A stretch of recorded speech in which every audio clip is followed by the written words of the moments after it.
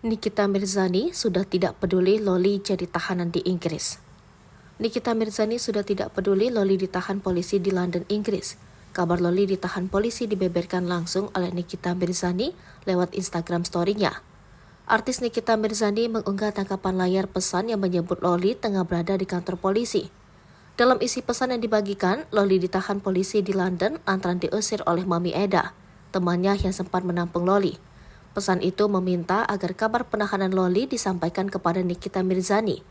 Meski kini putri sulungnya dalam keadaan sulit di negeri orang, Nikita Mirzani tegaskan tak peduli dan tak akan menolong anaknya. Nikita justru menyuruh warganet untuk menghubungi Mami Eda, yang sebelumnya dipuji warganet karena memberikan tempat tinggal untuk anaknya. Selain itu, sosok mantan suaminya Antonio Dedola juga ikut disinggung oleh Nikita Mirzani. Sekalian si Tony, sok-sokan mau biayain, ujung-ujungnya cari duit lewat live TikTok 24 jam imbuhnya. Alih-alih kasihan, Nikita justru tegas menolak untuk membantu putrinya yang berseteru dengannya itu. Nikita Mirzani tak peduli dianggap sebagai ibu yang jahat, ia pun memberikan pesan untuk remaja agar tak berani melawan orang tua. Ujung-ujungnya minta tolong ke gue, terus gue mau bantuin gitu. Nggak apa-apa deh dibilang ibu jahat untuk kali ini. Semoga bisa jadi pelajaran buat semua anak-anak yang baru mau beranjak dewasa. Jangan sok-sokan kalau belum bisa apa-apa, imbu Nikita Mirzani.